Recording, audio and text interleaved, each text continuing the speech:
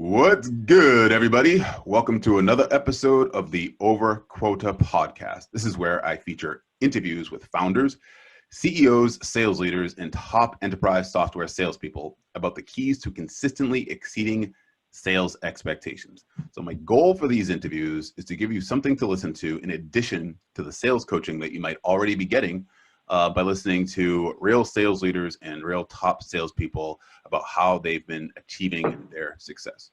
Now, before we get started and before I introduce today's guest, I should say that these interviews are being sponsored by my company, the J. David Group. And of course, the J. David Group is a recruiting company for high growth software companies throughout North America, helping them find the best salespeople. So if you'd like to know more about that and schedule a call with me to find out how I can help you, go to thejddavidgroup.com. That's THE, the letter J, David like the name, group.com/hiring. Now, my guest today is someone who I've known for quite a while. His name's Stephen Antuna, and he's the Vice President of Sales for the Customer Engagement Services team at LogMeIn, which I'm sure if you're listening to this podcast, I'm sure everybody out there knows of LogMeIn, have probably used LogMeIn. The quick summary of what they do is that they're a technology company that enables remote collaboration and connectivity, but I'm sure Steve can tell us more. Steve, welcome to Over Quota. Hey, Jay, how are you, man? Thanks for having me. Absolutely. Good seeing you again. Yeah, man, it's been a few years. Yeah, it has. So let's start there with what I left off with. Talk to us a little bit about LogMeIn and then your role there.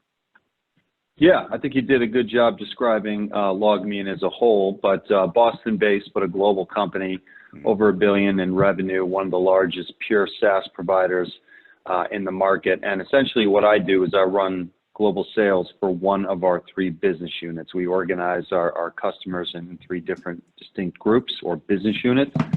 And I had a global sales for one of them, which is our customer engagement and support business, which, simply put, if you really just think about the age of the consumer, we're traditionally as consumers way out ahead of, the brands that we choose to do business with. We want things on our own terms, digitally, mobilely, socially. And what my business really tries to do is allow companies to stay ahead of the times with the technology they use to support their customers. How much of that is evangelizing at this point, or are customers looking for exactly what you just said, to stay ahead of the time and to digitize, I guess, if you will? Yeah, that's a good question. I think 5-6 years ago, there was probably a lot more of an evangelist type role within this business unit or within this space or category.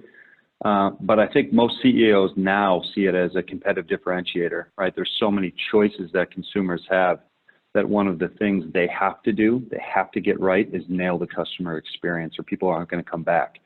So, where it wasn't quite as mainstream, maybe 5-7 years ago, I think it's top of mind and something that every board, every CEO, every executive team thinks about, which is great because it's a nice place for us to land our conversation a little bit above the fray with key decision makers.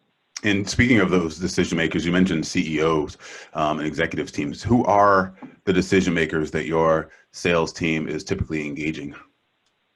Yeah, I mean, it's sort of changed and evolved over the years. And really the place where we like to start is with, a company's CIO, maybe a COO, depending upon, if you're a mid-market company, we'll go up to a general manager or even a CEO. But that's the goal, right? The goal is always to aim high, but you have to have the right message. You have to localize it so it's contextualized for them. But, as you start to get more mature as a business, the people that own the relationship tends to be somewhat lower level, managers and business line managers. So it could be someone that heads up digital, someone that runs particular brand for a company, someone that owns customer experience or support. So those functional leaders are also really critical, but, we try to aim high. You mentioned, you alluded to depends on the size of the company and that you're running that global team. Does your global team include enterprise and mid-market, or just talk to me about how that's stratified? Yeah, it's also an evolution at LogMeIn. I think, we were sort of grew up on the long tail, right? The SMB, and you think about customer size, 500 employees or less. I think that was the historical LogMeIn, but as we've gone public and as we've sort of evolved our product mix, we really provide products to all parts of the market. So we do distinguish ourselves in a couple of key ways. We have our core group of hunters that are really just out there chasing new logos, traditionally with customers 3,000 and below in terms of the employee size. And then we have two groups of account management functions, our corporate account managers, sort of that core mid-market, and then our majors team, which has really served the purpose in terms of what our enterprise or strategic account manager is. And that will probably evolve and bifurcate a little bit this year as well, but we're still working on that. Yeah, it's always an ongoing process. How large is your team? How many people overall? Yeah, so it's about 160 people, and I think I gave you a few of the personas that would make up the composition.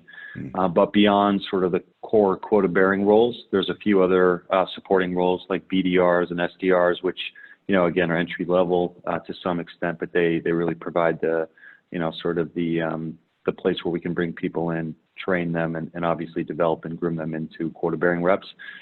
We also have the responsibility of, historically to this point, having renewals under the VPs of sales, which I think is an important distinction, and it sort of aligns with what you hear now about Chief Revenue Officer. It's somewhat of a new title in the last 4 or 5 years, but it's about having a broader responsibility than just driving new logos. It's being accountable for the entire customer experience.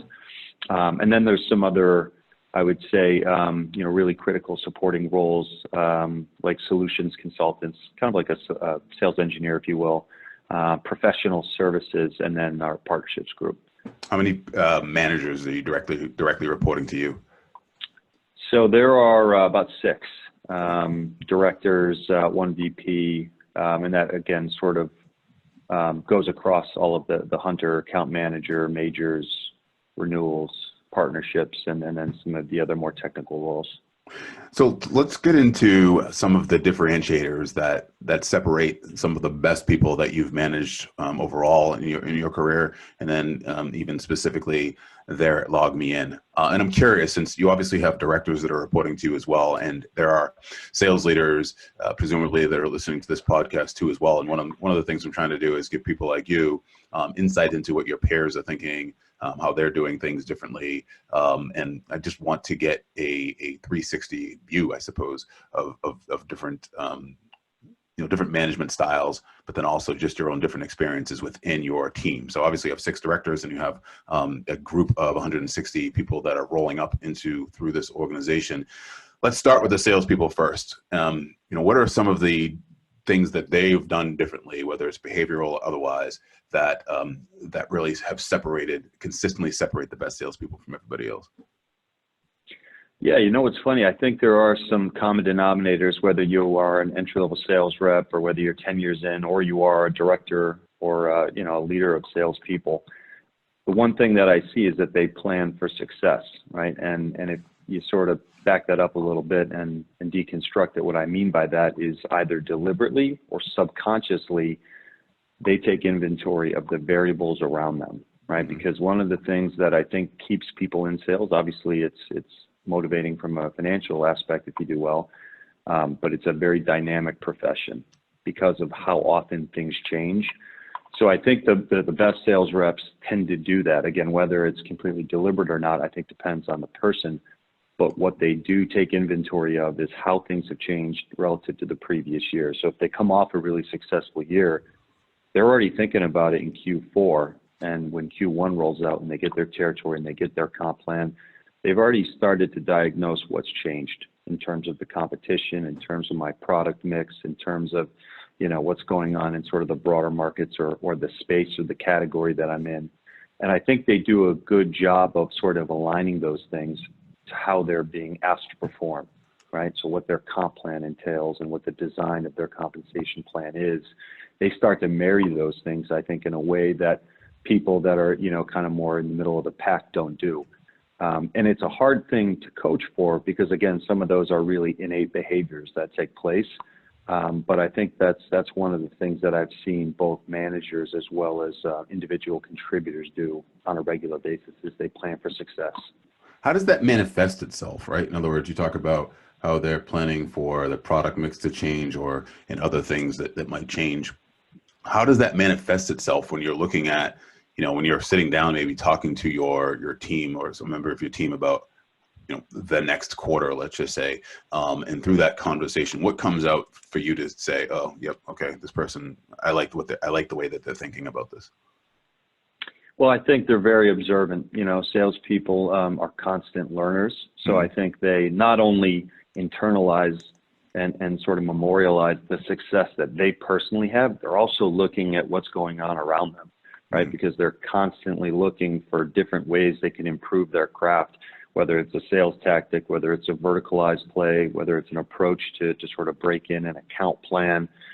They recognize and absorb those things. And to use a sports analogy, you see that with some of the best athletes, of every generation, is that they're sort of looking to borrow things that the greats have done and incorporate it into how they plan and how they approach, their job. I don't think salespeople are any differently, right? There's obviously, they have their own core DNA, but most salespeople are really good at identifying what other things are working and applying it to their craft. Very interesting. You mentioned that that's not something that you can coach, right? That it's innate. I wonder then, how do you, if folks don't have that behavior necessarily, but and let's just say that they have underperformed, let's say within the last quarter or two. Is it possible, even with C players, let's just say not B players, but C players, is it possible to get them to become B players and then also A players? And if so, how do you go about doing that? Yeah, I think it is. That's the whole point of coaching, right? Is to try and evaluate, what people do well and where their gaps are. But time is one of those things. It's a really precious commodity for a frontline manager. So I think it's one of those things they have to, really have a process in terms of how they assess, both their current tendencies as well as their future potential, because they have to place bets in terms of where they're going to allocate their time. But I don't think there's any doubt that, you sometimes you have a C player and it's not because they haven't put in the work or they don't have the desire. Sometimes they're coming into a role that maybe they're not qualified for, right? And that there's just skill gaps that aren't preventing them from doing the things that will make them successful or consistently successful.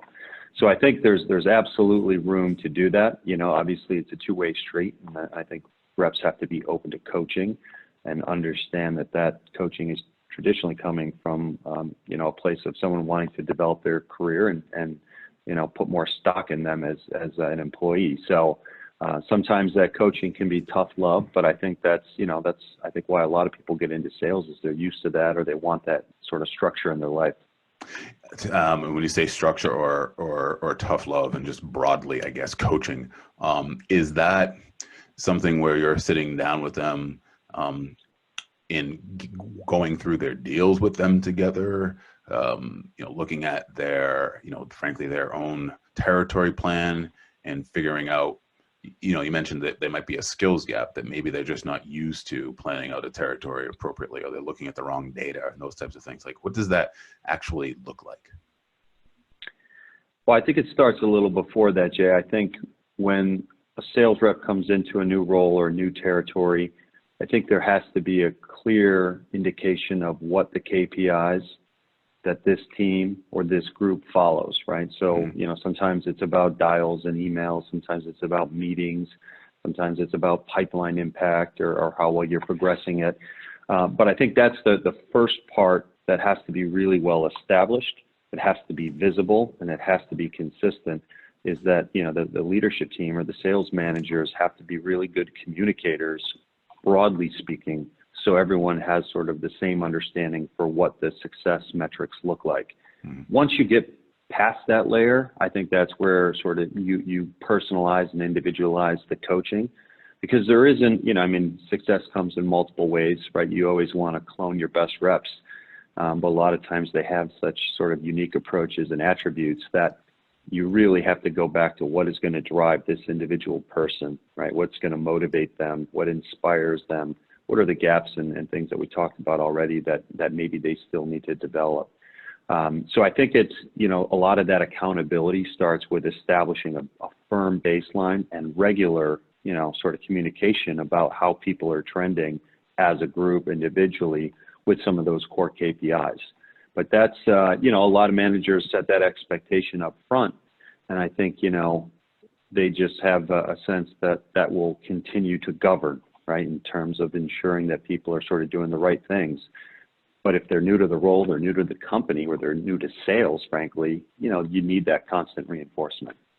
Going back to something you mentioned earlier that I wanted to follow up on, you alluded to, let's say this is the perfect time of year, right? Here we are in Q1 for most companies anyways, and Q4 had just ended. But either way, we're into a new quarter, regardless of where your fiscal year is. And, oftentimes quotas will go up. I was talking to a salesperson a couple of weeks ago, and, he had told me that his, first year or two, maybe year and a half, he was crushing it.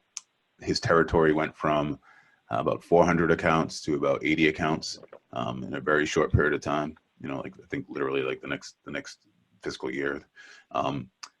If you're, let's say for instance, talking to someone who's gone through that or is going through it, either through an interview or one of the members of your team, how can you discern whether or not they are not able to hit their number because they just don't exhibit the right behaviors because they're not planning properly and those types of things, as opposed to maybe the territory and the quota just aren't aligned for success for them? Yeah, I think this where you really have to, sort of separate the news from the noise, right? Because you can have a lot of activity going into a territory. And, one of the things we talk about is being able, what you don't want to do, Jay, is sort of confuse activity for accomplishment.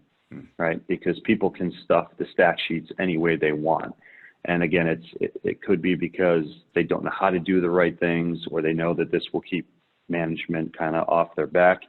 But I think as good frontline managers, you can compare people's pipelines and discern which is, just because someone has 1 million in their pipeline and 1 million in their pipeline, you can discern which is more real, right? You can determine which of those opportunities have more touches, which of them are advancing in a way that looks like our traditional pipeline.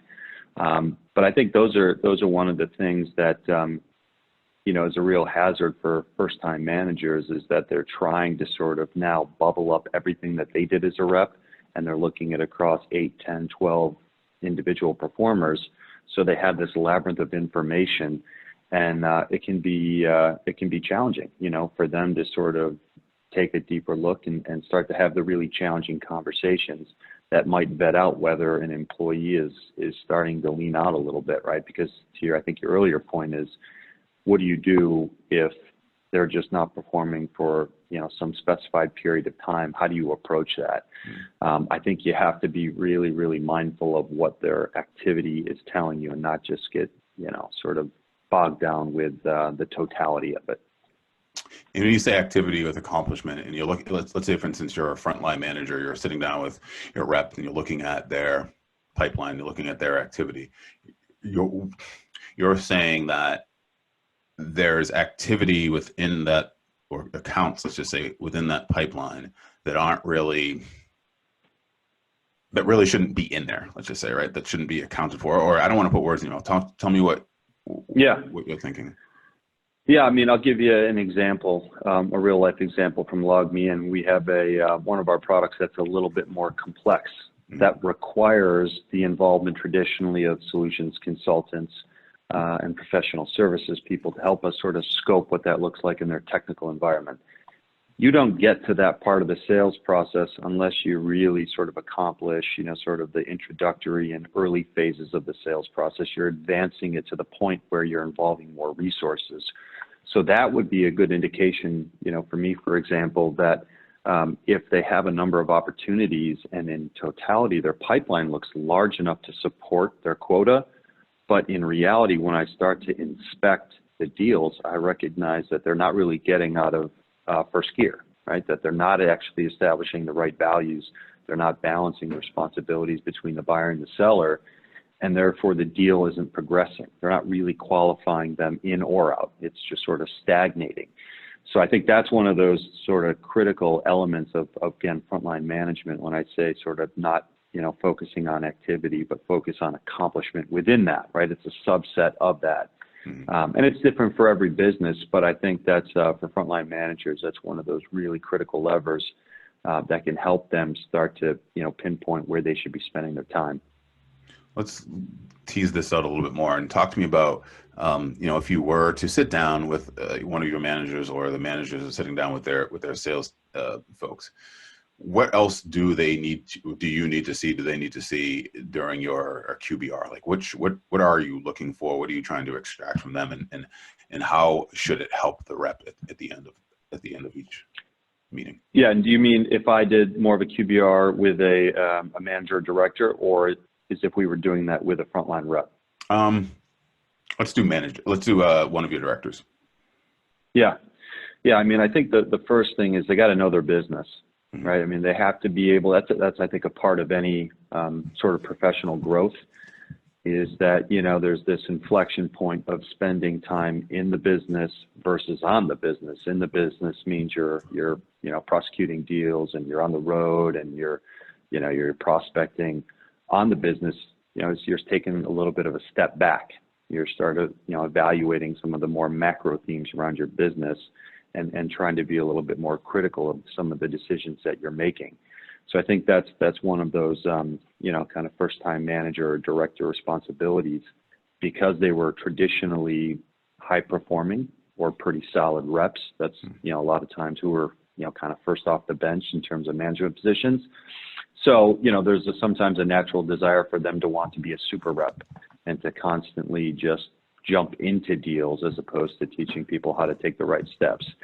So, when I say if I'm doing a QBR with a manager or director, a clear articulation of their plan, gives me a sense that they've taken a step back from the day-to-day sort of rigors of being a rep, and they're looking at their business from a different vantage point. And I think that it also comes back to a self-awareness for things that they've accomplished in previous quarters, and maybe areas where, they really didn't meet their full potential. QBRs are, I think, sometimes can be a check the box activity if you don't sort of set the right expectations. I want to make sure that they've also not just cherry picked some of the big things that tie to sort of the broader organizational goals, but they're looking at their peers, right? And everyone has something that they can learn from somebody next to them, to identify areas where, they're looking to sort of adopt different things that they haven't been trying. Because sales, in a lot of ways, right, you're always solving problems. So I think in any role, whether you're a frontline contributor or you're a VP, there's a big aspect to having, some room for experimental behavior in sales, right? Because again, it's all about solving problems, and there's multiple ways to solve that. And for a lot of these, they haven't been solved before. When you're launching new products, you're going into new markets, you have to have some room for sort of experimentation. So it just sort of alludes to, not only just sort of the tactical side of knowing your business, but sort of the creative, thought-provoking side that shows me that, you're really invested in this, and that you're thinking about different new and creative ways to go to market. Let's say, for instance, you have a pie chart, so to speak, and you have on your business and in your business as one of your directors, right? How much should be on your business? How much should be in the business? Yeah, I don't know if there's an exact number. I mean, obviously it depends on the scope of the role, but I think it needs to start to slant is the point, right? Because it's hard for people to separate from the things that they know how to do really well, right? First-time managers and even directors, they know how to close deals. They know how to generate pipeline. They know how to prosecute deals and involve the right people internally. And that's sort of the execution side of it. It's more the strategic side of your brain, which is, hopefully why they went into leadership to begin with, right? Which is to take on sort of a different responsibility and to develop employees. So I don't know if there's a magic sort of formula in that pie chart, but I think it just has to be a consideration in terms of how they approach the job. Talk to me about that part in terms of transitioning from individual contributor to management, and even, I guess, even using your own experience when you transitioned from individual contributor to management and leading people. What were some of the challenges that you had, and how were you able to overcome them, and what can others, I guess, expect if they're going through the same thing? Yeah, I mean, it's one of those things that comes up every year, right? You have a batch of top performers and others that just acknowledge that that's the career track they want. You know, and it's funny because you think about when people join sales, sometimes it's by design, sometimes it's by happenstance. And, you know, I think a lot has changed in sales over the last 10, 15 years and what the expectations of salespeople are. A lot of people think that the reason that they stay in sales is because of the economic aspect, right? It's what you do traditionally is very commensurate to how much money you make, and people like that line of sight. But I think it goes beyond that. I think, you know, now in this day and age, at least in technology sales, you know, there's this sort of dynamic element that I spoke to earlier, which just constantly has things changing in terms of the role itself and what the expectations are, that I think constantly challenges people in different ways every year. So I think you have sort of this very unique aspect to the profession of sales, which leads me to making that transition. It provides people with, you know, I think a lot of great lifestyles, and you know, you can kind of run your own little, almost your mini CEO of your own territory. So I think a lot of people really like that flexibility as an individual contributor. So when they're making the switch to a leadership role, it starts to broaden, right? You're no longer just in control of the Webb, you know, LLC or the Stephen Antuna LLC. You're now, you know, thinking about 10 or 12 people. Their collective success becomes your success. And I think that, you know, even though they know they want to move to the right role, I think they have a lot of reservations about that being the sort of the dynamic that defines their success going forward, right? So there is absolutely a little bit of a leap of faith there.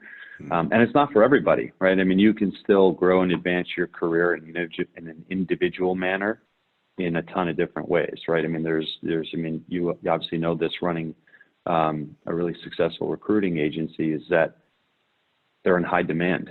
You know, there's always a need for top flight sales talent. You know, but I think it's having conversations with the right people, you know, people that have either been mentors or sponsors of you in the past, don't have to be inside the same company walls, about, you know, what their transition was like. And I think it's, you know, it's about why are they doing it, right? Is it just because it feels like it's the right time? Is it monetarily driven? You know, I think they have to be able to sort of reconcile some of those things, because it's not to say you can't go back. A lot of people try their hand at management and go back, but it is a completely different mindset the second you, you know, I think go from contributor to leader. What were you doing as a new manager that, looking back, you wished you, I shouldn't say hadn't done, but I guess what would Stephen Antuna today tell Stephen Antuna of, you know, first year management that would have helped him in his first year as a leader? Where to begin, man? I mean, I can tell you, you know, it was probably 10 years ago now where I made that leap, and I definitely had a ton of reservations about it. You know, I definitely felt like it was something I wanted to try my hand at. But I had a ton of reservations, and most of the people that I would go on to manage were older than me, had more kind of career, you know, accolades potentially than I did. You know, so I think it was, I think I was probably a little intimidated, to be fair, you know, in my first couple quarters on the job to be more transparent, you know, to be more assertive with either things that I wanted to do with the team or feedback that I wanted to provide.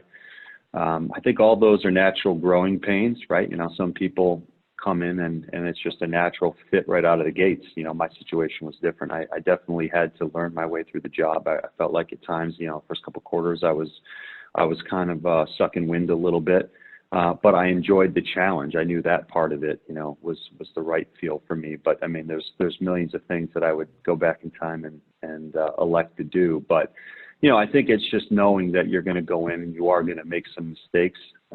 that you have to sort of think about people management as sort of an ongoing skill set, right? Just because you've been able to develop good customer relationships and other, sort of peer relationships, giving someone feedback about their own career, right? And then being sort of the person that sort of guides them or sort of manages them one way or the other is a really big change.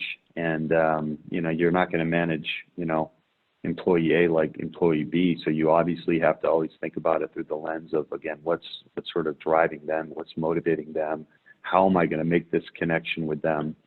So I think those would be some of the biggest things to new managers, is know that you are going to make some mistakes, that you have to find your footing, right? Like, I think a lot of people, when they make that initial transition, they feel like they have to become a completely different person to be effective.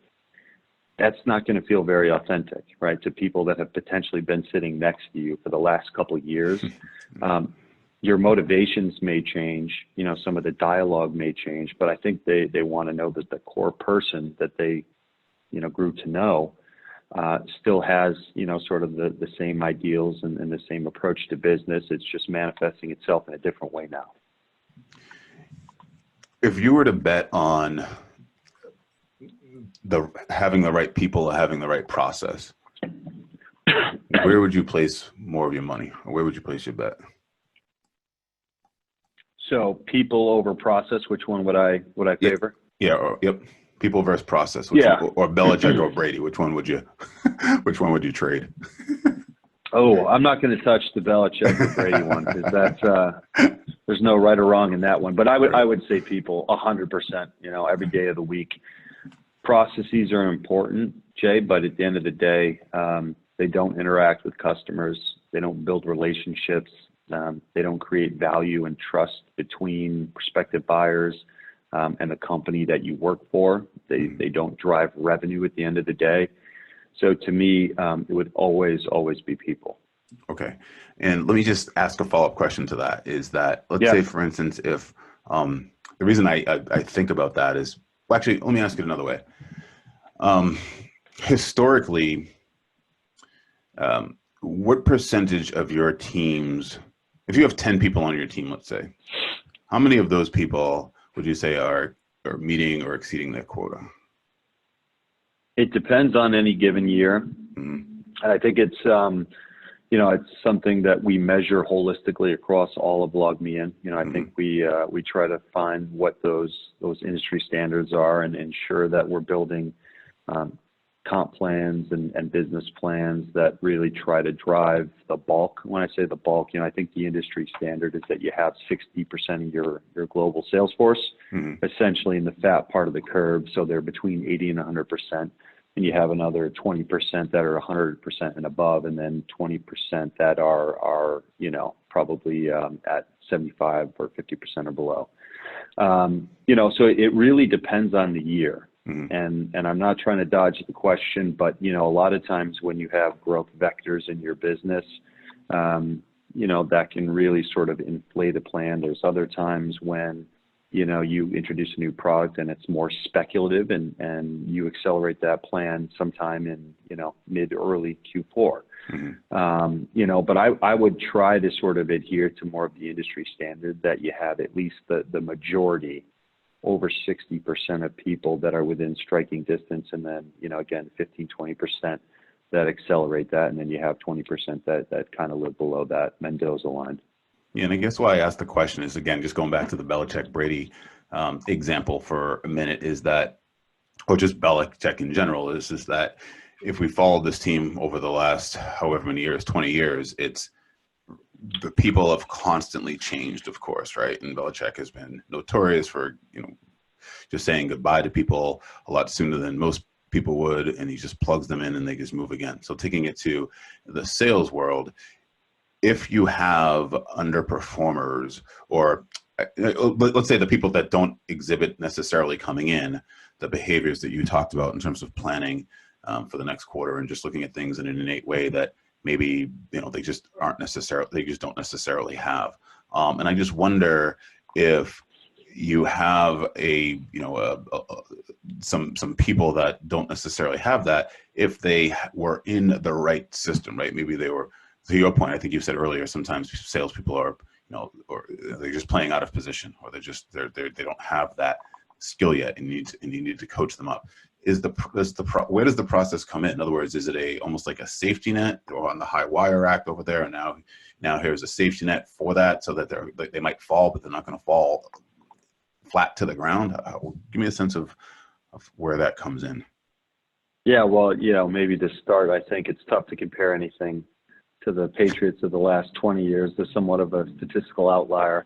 But I think, Jay, where that really sort of comes into play is at the onset of their employment, right? It's the cultural fit, it's the sales culture that you're building, and sort of aligning some of those expectations. You get a lot of people that ask you, we do a lot of interviews, and you'll get, different folks asking you, what was the culture fit, right? And the culture fit is, I think, your ability to assess some of the employment norms. Like in sales, it's what are the hours that you keep, how rigid are they in managing forecasts, how often are you supposed to be traveling.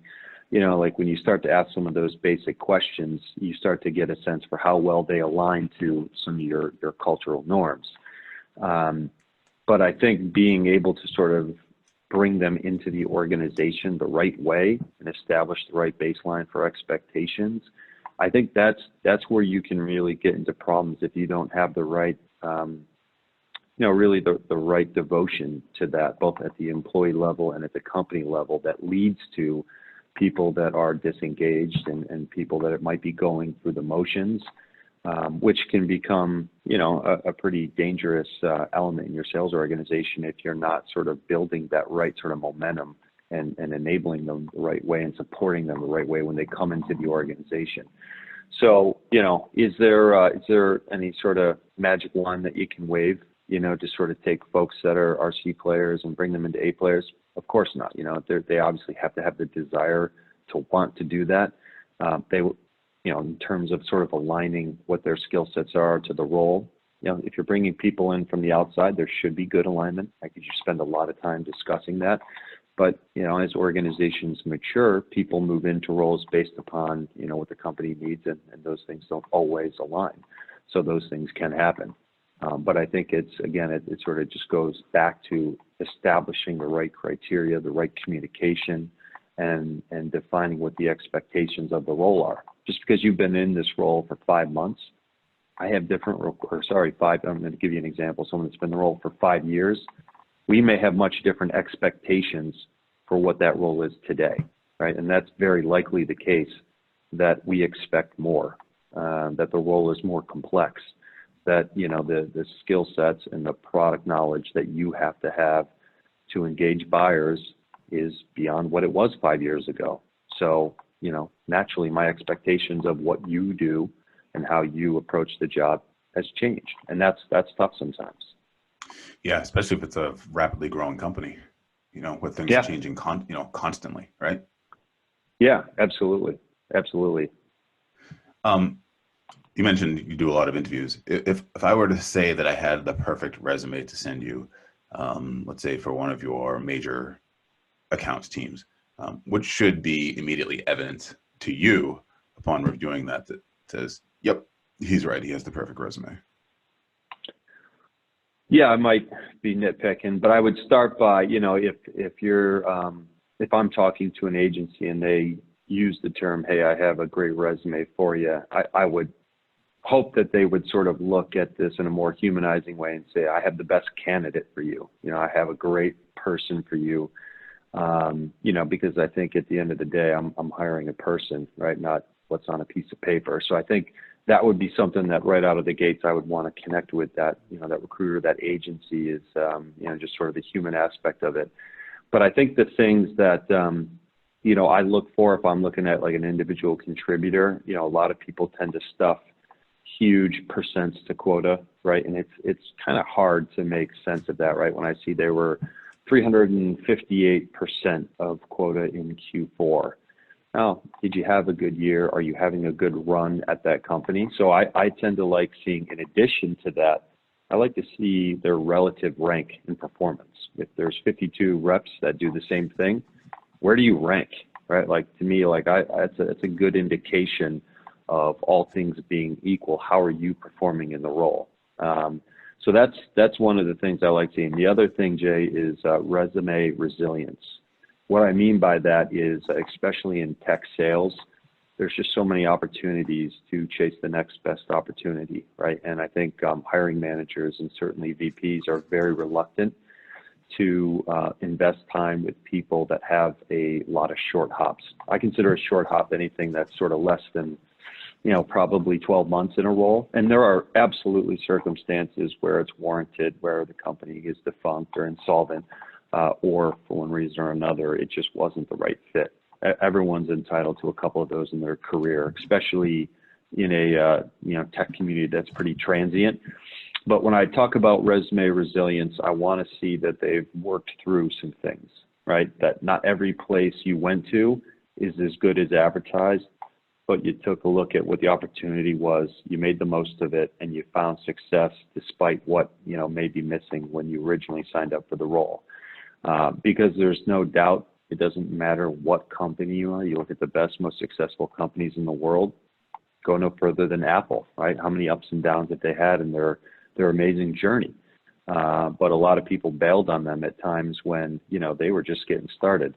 So, I like to see that people have stuck it out, that people have worked through different things, that they were able to solve different issues, whether it's, challenges with the product, challenges with a manager, challenges with the overall company. There's lots of things that come up that are outside of your control, and it's a good character builder to work through some of those. It's not like you have to be beholden to them, your entire career, but managers want to see people that have, sort of career and resume resilience.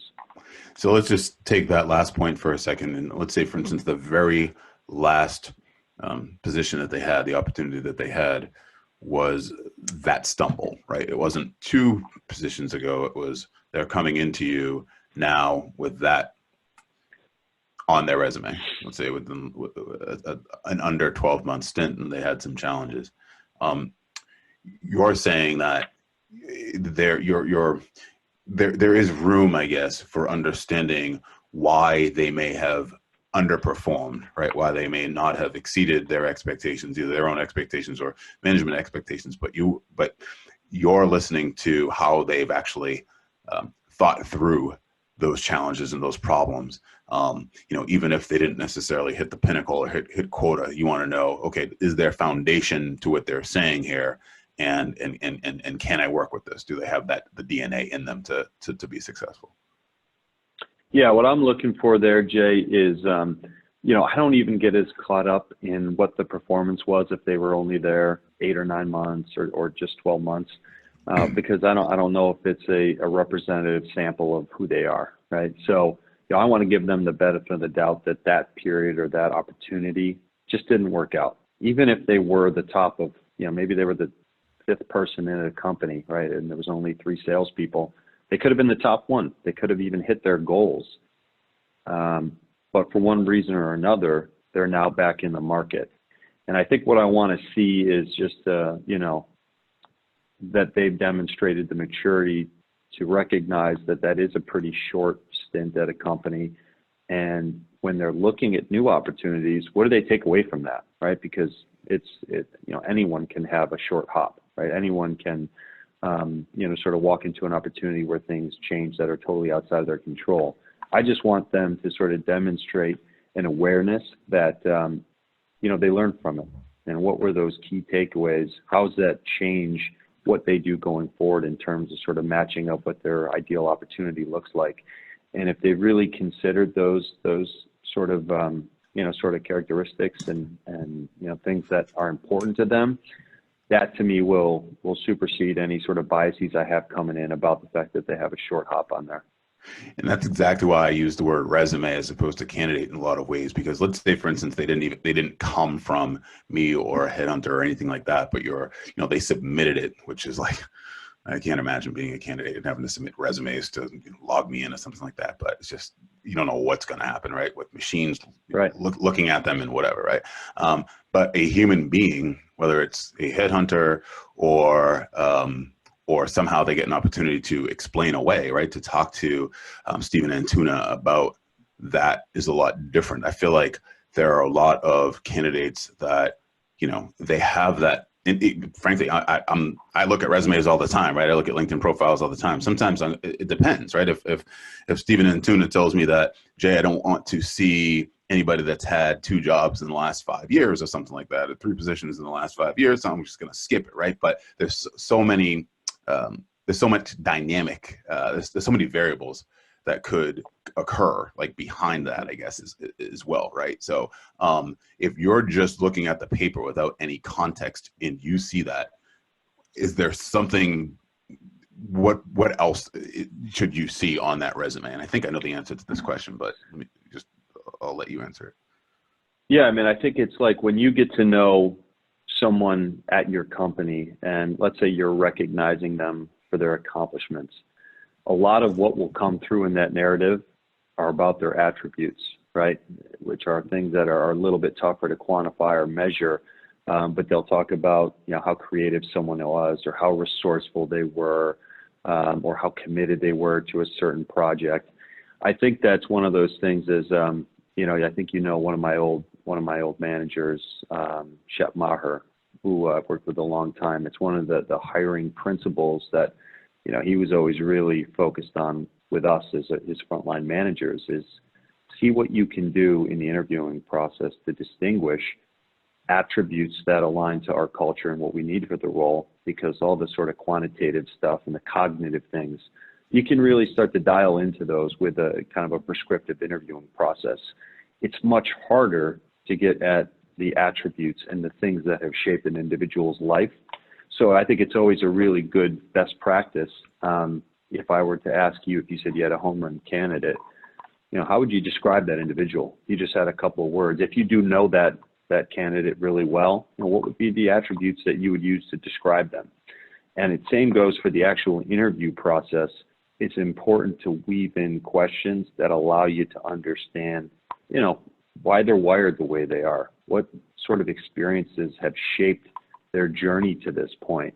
When they tell you they're competitive, when they tell you they're resourceful, when they tell you that they're intelligent, those are all attributes that every sales leader obviously wants, right? There's a host of them, but it's give me a story, right? Like you'd be surprised what you learn about a candidate when you sort of go off script a little bit and you're asking them to really allude to things that may not bolster their sales candidacy, but really take residence with the type of individual they are and how they really sort of look at, the professional world.